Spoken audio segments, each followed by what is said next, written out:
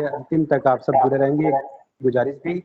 और बिना वक्त लिए मैं सीधे लिए चलूं हमारे दूसरे वक्ता के रूप में आमंत्रित है और हमारे बीच है श्री रविंद्र कुमार साहू जी, ग्राम कातलबोड़ से, जिला धमतरी। एक मानस ग्राम के रूप में जाने जाने वाले ग्राम कातलबोड़ और वहाँ के निवासी और एक प्रखर चिंतन मानस को बहुत अच्छा से रखने का सफल प्रयास करते हैं। और वाणी के माध्यम से श्री रविंद्र कुमार साहू जी, लीजिए सादर आमंत्रण है तृतीय वक्ता के रूप में।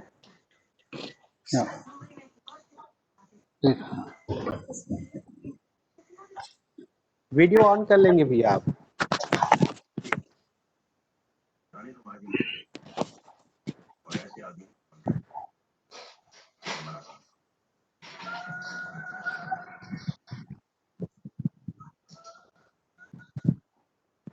हेलो, श्री रविंद्र कुमार साहू कातलबोड़ सर, आप जुड़े हैं? दूसरे लिंक से जुड़ चुके हैं? नहीं जुड़े होंगे? जुड़े हैं तो आवाज एक बार दे दीजिए, मैं आश्वस्त हो जाऊंगा, उसके बाद आगे बढ़ता हूं मैं।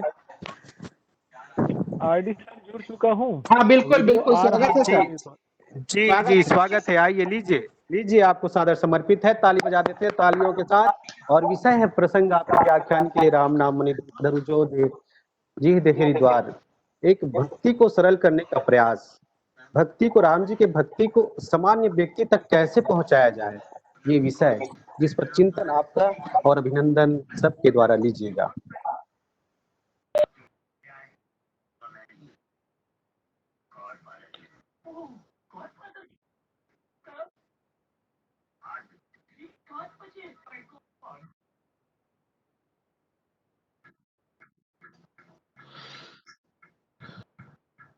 रविंद्र सर, आवाज नहीं आ रही है आपकी, स्पीकर ऑन कर लीजिएगा। जड़ चेतन जग जीव जत सकल राम मैं जान, बंदो सबके पद कमल सदा जोरी जुग पाऊं। हम कथा सुनाते राम सकल गुण धाम किए, रामायण है पुण्य कथा श्री राम की। ये रामायण है पुण्य कथा श्री राम की।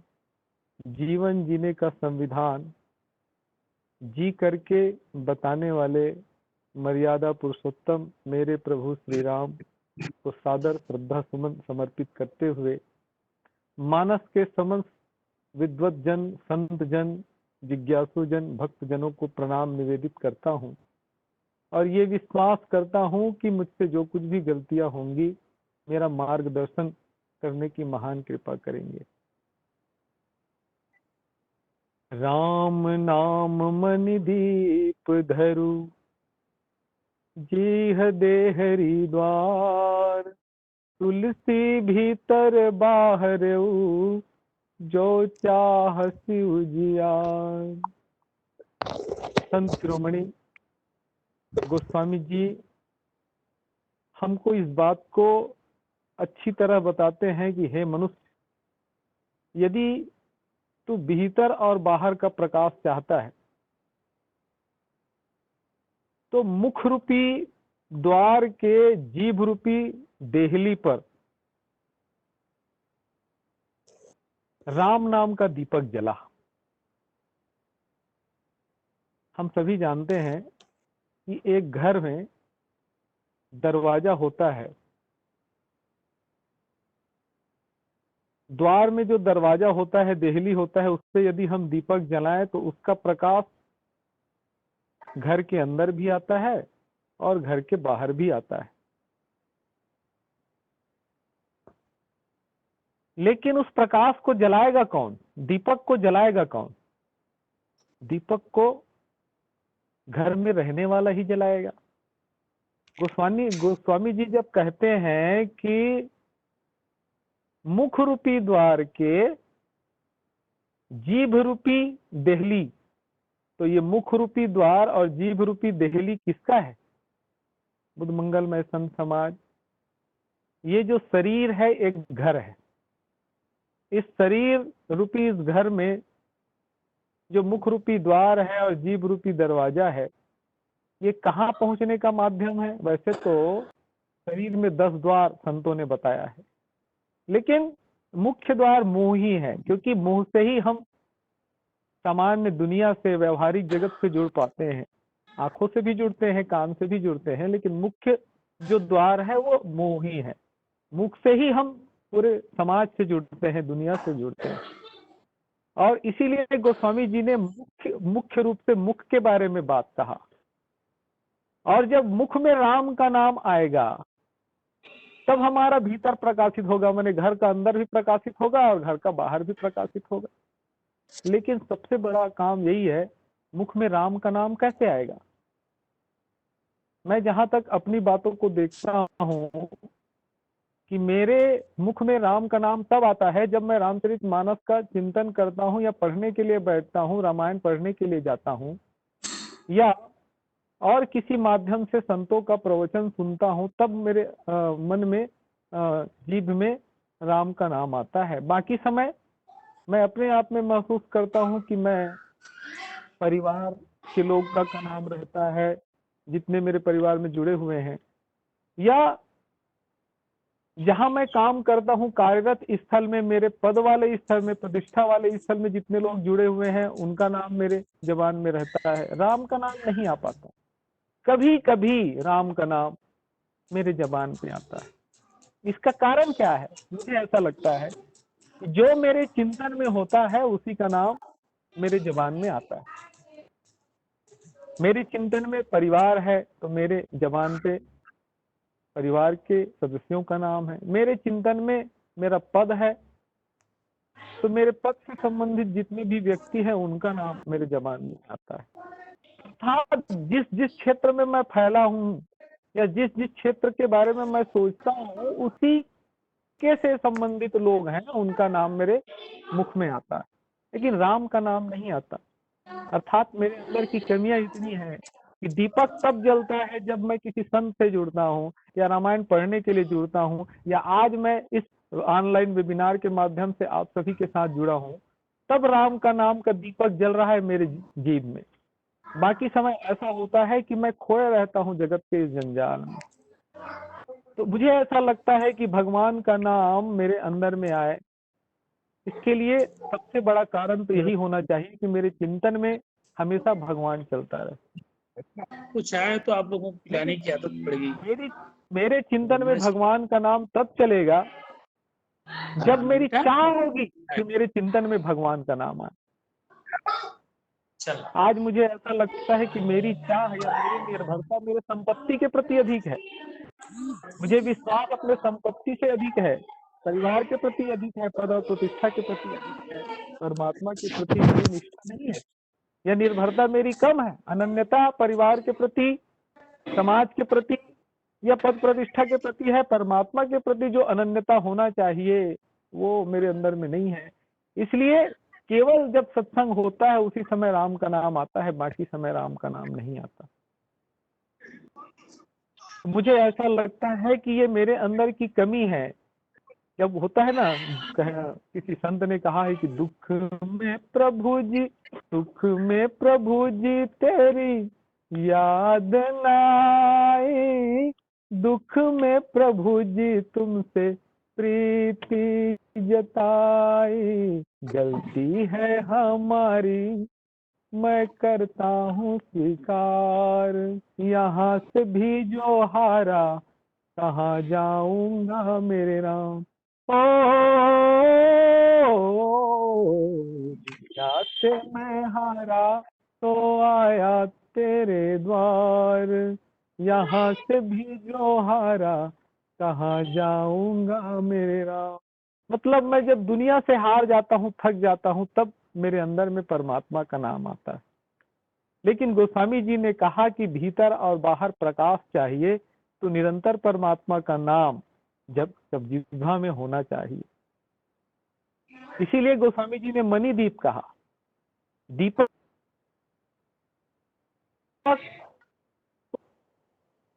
आवश्यकता है, बाती की आवश्यकता है, आग की भी आवश्यकता है, जलाने वाले की भी आवश्यकता है। लेकिन मणि को जलाने के लिए किसी साधन की आवश्यकता है क्या? नहीं है। मणि स्वयं प्रकाशित है। दीपक को प्रकाश करने के लिए साधनों की आवश्यकता है, साधन जुटाने वाले की आवश्यकता है, लेकिन मणि को किसी प्रकार के साधन की आवश्यकता नहीं है। आज मेरे अंदर में जो राम नाम का दीपक जल रहा है मेरे जीभ पर, तो एक साधन बने हैं आप सब, तब ये राम नाम का दीप जल रहा है। लेकिन ये जो दीप आज जल रहा है ये मणि बन जाए, हमेशा जलते रहे, तब कहीं जा करके जीवन में सफलता होगी। और इसीलिए गोस्वामी जी ने राम नाम मणि दीप कहा। जो दीपक जलता है राम नाम का, वो मणि दीप बन जाए, निरंतर जलता रहे। आज जो राम नाम का दीपक जल रहा है वो हमेशा जलता रहे। ये गोस्वामी जी कहना चाहते हैं। बुद्ध मंगल में संत समाज भीतर प्रकाश और बाहर प्रकाश कहने का तात्पर्य क्या है? भीतर में यदि अंतःकरण में यदि राम है तो बाहर में राम आएगा ही। लेकिन गोस्वामी जी ने क्यों कहा कि भीतर भी प्रकाश चाहिए और बाहर में भी प्रकाश चाहिए? एक तो अंदर में ही प्रकाश हो जाए, इतना ही पर्याप्त हो जाना चाहिए।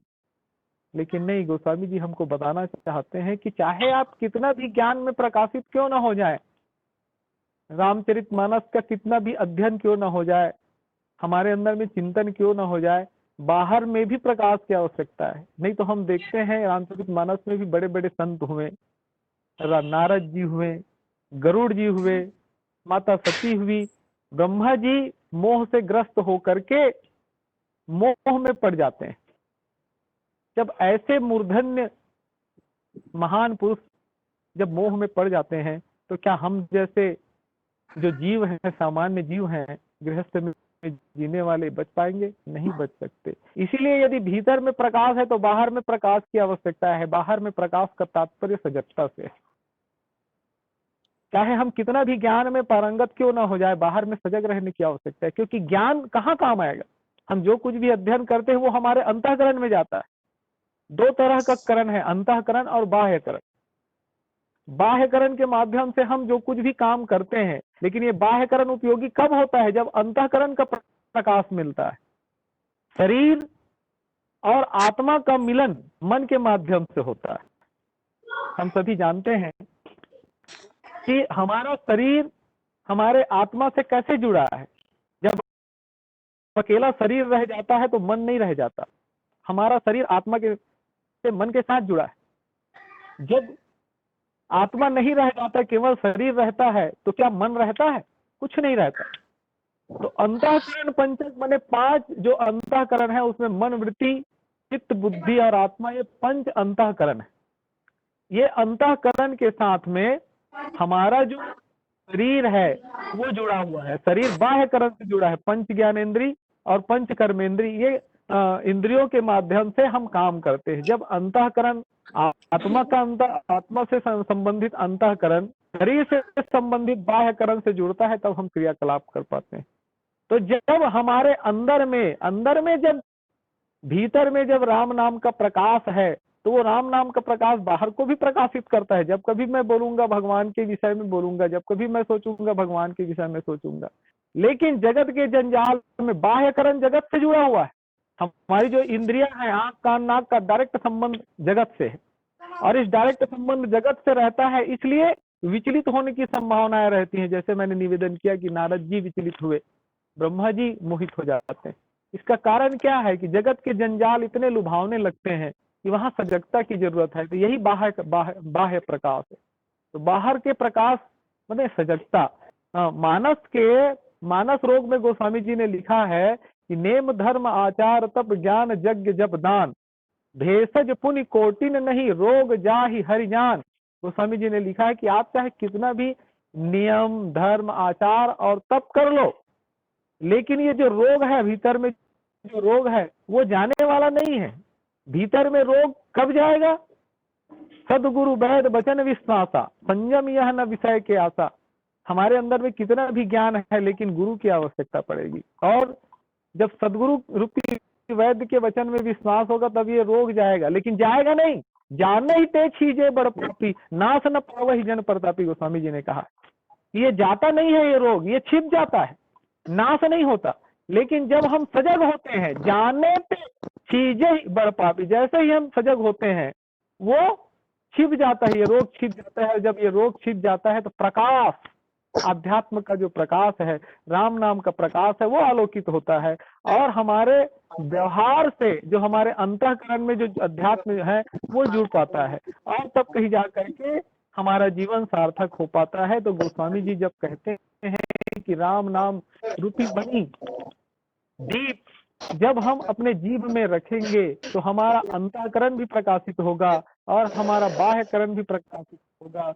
जब बाह्यकरण और अंतःकरण प्रकाशित होगा तब हमारे कर्तव्य का प्रकाश पूरे संसार में आलोकित होगा, हमारा जीवन सफल होगा। और जब ये जीवन सफल होगा तो जो हमारा अगला जीवन है, अगला जन्म जो हमको मिलने वाला है, इस लोक के बाद परलोक में जब हम जाएंगे तो उस जन्म में भी जो हमारा जीवन है वो सार्थक हो पाएगा। हम देखते हैं कि बड़े बड़े जो संत महात्मा होते हैं, जन्म लेते ही 2 साल 4 साल में भगवत गीता का स्मरण करने लगते हैं, बोलने लगते हैं। श्री रामचरितमानस का पूरा कंठस्थ ज्ञान होता है। क्यों होता है ऐसा? क्यों है? क्योंकि पूर्व जन्म के कर्मों का परिणाम है ये। अंतःकरण में जो उनका संचित है संस्कार, पूर्व जन्म में उन्होंने जो कुछ भी काम किया बाह्यकरण के माध्यम से, आंख कान नाक से जो कुछ भी उनने सुना देखा बोला ज्ञान किया, वो जो संस्कार है वो अंतःकरण में चित्त में अंकित है। और वो जो संस्कार है सूक्ष्म रूप में जो संस्कार है वो पिछले जन्म का अगले जन्म में ट्रांसफर होता है। इसलिए अगले जन्म में जो नए जन्म होता है उसमें बड़े बड़े संत महात्मा देखते हैं कि विद्वान के रूप में ही जन्म लेते हैं, उनके श्रीमुख से विद्वता निकलती रहती है। तो ये कहने का तात्पर्य इतना कि जब कभी भी हम इस तरह से मणि के प्रकाश में आएंगे, हमारा जीवन इस तरह से आलोकित हो कि सदैव राम का नाम मेरे जीवन में चलता रहे, सत्संग मेरे जीवन में चलता रहे, तब कहीं जा करके मेरे जबान में भी बाद में राम का नाम आएगा, मेरे व्यवहार में भगवान श्री राम जैसा चरित्र किए हैं वैसा होगा। लेकिन इसके पहले सबसे महत्वपूर्ण बात यह है कि जबान में राम आने के लिए चिंतन में राम होना चाहिए, चिंतन में राम आने के लिए मेरी चाहना में राम होनी चाहिए। जब मेरी चाहना में राम हो जाएगा तो जो जिसको मैं चाहूंगा वही मेरे चिंतन में आएगा, और जिसको मैं चाहूंगा वही मेरे जुबान में आएगा। तो इसलिए मुझे ये निर्णय करना पड़ेगा, सबसे पहले तो मुझे एक दीपक जलाना पड़ेगा निर्णय का, कि मैं एक निर्णय कर रहा हूं कि मैं भगवान श्री राम के चरित्र का अध्ययन करूंगा, मैं भगवान श्री राम को अपना इष्ट मान के अपना जीवन व्यतीत करूंगा।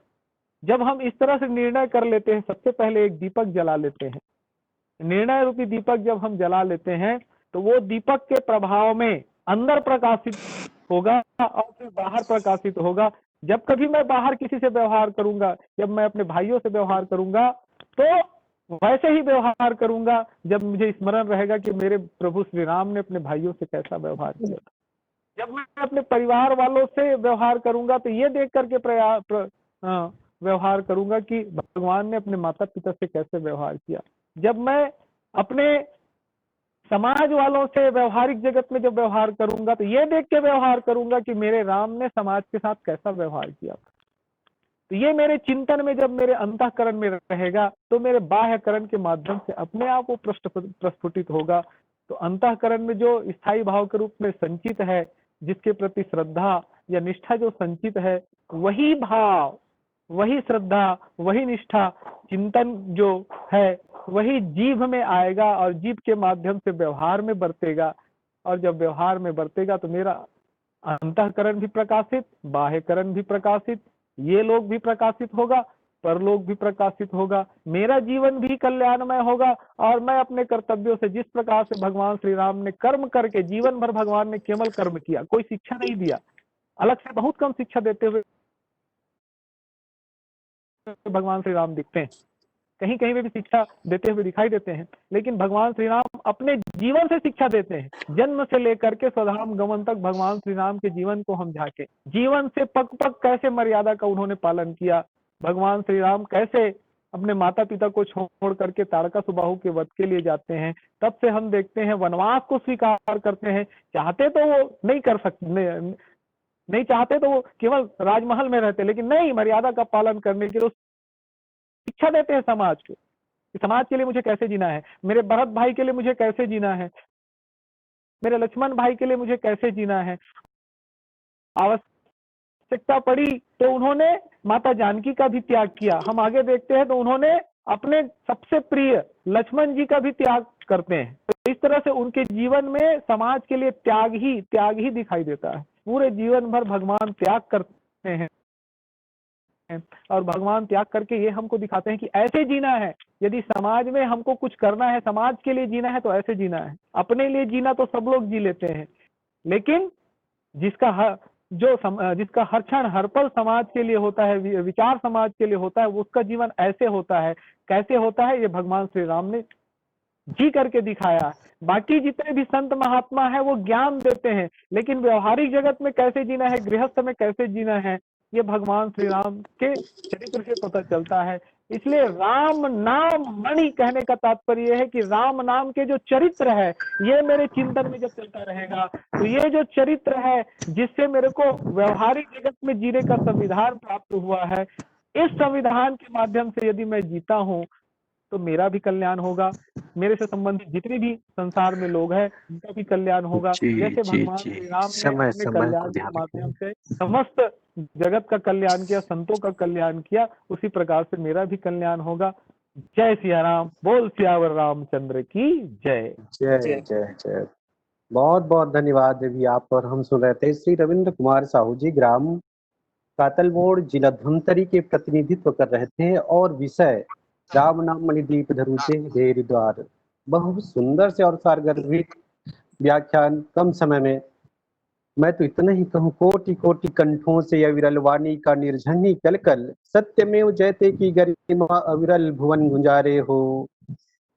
आज धन्य हम धन्य पाकर चरण तिहारे। बहुत बहुत बहुत धन्यवाद। और दीपक गुहा जी से मैं गुजारिश करूं कि हमारे मुख्य अतिथि अर्जुन प्रिय गोस्वामी जी और श्री गोपाल वर्मा जी के कर कमलों से ऑनलाइन वर्चुअल प्रमाण पत्र प्रदान करने की कृपा करेंगे। और हम सब अपने जगह में बैठे बैठे ताली भी बजा दें और निसंदेह आपके व्याख्यान, ओजमई व्याख्यान और प्रमाण पत्र स्वीकार करिएगा। श्री रविंद्र कुमार साहू जी से गुजारिश, और ताली भी हम बजाएं। और हमारी तालियों के साथ ये प्रमाण पत्र हमारे मुख्य अतिथियों के कर कमलों से हम मानते हैं। क्योंकि मैं गुजारिश और करूं, परम आदरणीय श्री अर्जुनपुरी गोस्वामी जी, अध्यक्ष राजमानव संघ जिला धमतरी, और श्री गोपाल वर्मा जी, अम्बागढ़ चौकी अध्यक्ष तुलसी मानस प्रतिष्ठान के कर कमलों से हम प्रदान कर रहे हैं और उनके कृपा के पात्र हुए हमारे बीच है। और पूरे गोष्ठी में एक आशीर्वाद हमें दिए हैं, उनके आशीर्वाद से आगे बढ़ पा रहे हैं। और बिना वक्त लिए लीजिए मैं आप सबको फिर से जोड़ूं, एक वक्ता को और आमंत्रण देता हूं, फिर भजन से जुड़ेंगे। और तीसरे वक्ता के रूप में हमारे बीच है, मैं विनम्र आग्रह करते हुए आमंत्रण दूं, श्रीमती संगीता निषाद जी, जिला कांकेर से है। और मैं इन पंक्तियों के साथ आपका आमंत्रण दूं। हे नारी तुम तीन रूप में, रिश्तों का वह बंधन हो, रची सृष्टि की इस माया में जीवन का तुम मंगल हो।